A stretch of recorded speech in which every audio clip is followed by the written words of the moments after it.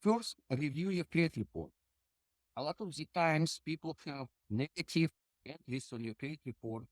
Challenge every negative entry you have, right? There has to be some proof that something happened to didn't happen, right? There are very many samples on internet on how to write a letter to challenge a negative entry, right? Challenge every negative entry that you have on the credit report. If it's something that is stays on the credit report, it's okay, it stays. But if something is removed, it helps you, right? That's number one. Number two, play up as much as fast as you can, right? So when you start making bigger and bigger payments and you do it consistently, it improves your credit score very fast, right? Also, get more credit. There is an easier way to get credit, let's say from gas station, from retail stores. They will ask for much higher for an interest on the credit card, but couple examples a month, right? So, like for example, get an ExxonMobil credit card. Just to get gas, you can probably get 1 or 2% cash back. Just make sure that if you use $100 of gas each month, you pay it off. Get a Walmart credit card. They will probably, if you don't have repairs, they will still probably give you $200-300. But what you have to understand is that it adds to so many positive entries now you probably can report.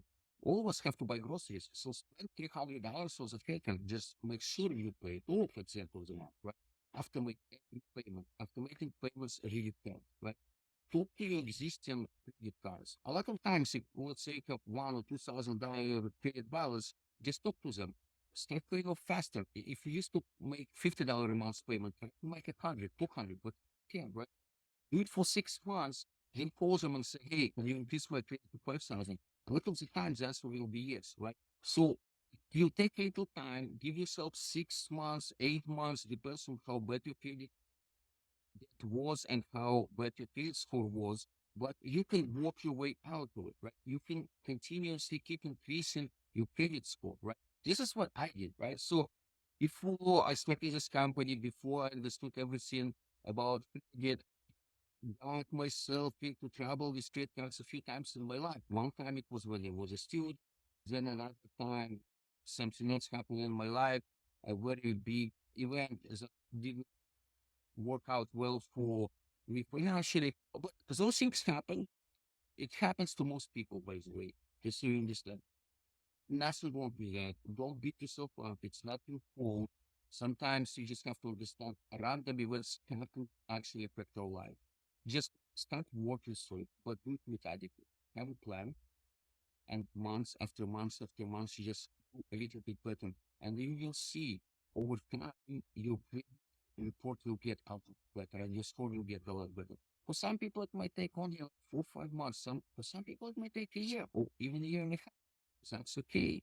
Once you get better and better credit, you will have more and more options. So just walk through it. Trust me, you can do it. So if you then don't pay off your debt, let's say they give you 12 or 18 months, 0%, you start paying much higher percentage. It's usually 22, 23%, whatever they charge. Read the fine print, you will see what the number is, right? So at that point, it's better to find another 0% credit card and just throw it over. But don't plan to do it like for the next 20 years. It's not the best strategy.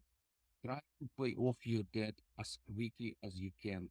Trust me, it will help you become financially independent. And for a lot of people, it can help you become wealthy. Right? If you just think about it this way, if you just save $10 a day, and most Americans can save $10 a day, and you invest your money into S&P 500 index fund, within 4 years you can become a millionaire, right? But think about it this way: what if it's not $10 a day? What if it's $50 a day, right? I mean, $50 a day, it's $1,500 a month. A lot of Americans think they cannot afford it because they overspend and they pay $1,500 to credit cards. But what if you didn't have to pay those money to credit cards? You can become wealthy, right? And a lot of Americans, especially professionals, they can create even what we call generational wealth, right? It's so much money that your children or their children will be taken care of financially. A lot of people can do it.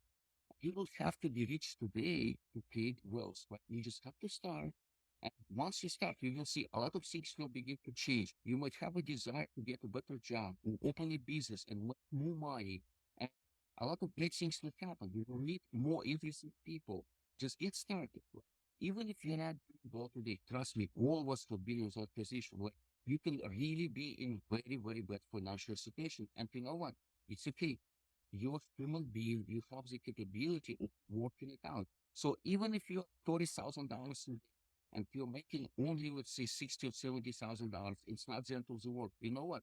Start with start paying off. You will see it will teach you a lot of things about yourself. You will learn how to become better. Right? You will see that hey, once you get on the road, all of a sudden you figure out a way to actually get maybe $100,000 a year job, right? And you begin to pay it off faster and faster, and you will understand how much benefit it can do for you and for your family. And who knows, in 7 or 8 years, maybe all of a sudden, 200, $150,000, and all of a sudden, you can save five, six, $7,000 a month. You can start really going. Like, people don't understand where you are today is not who you are, right? It's up to you to become in 2 years, in 5 years, in 10 years. So the choice is yours. Almost anybody could do well.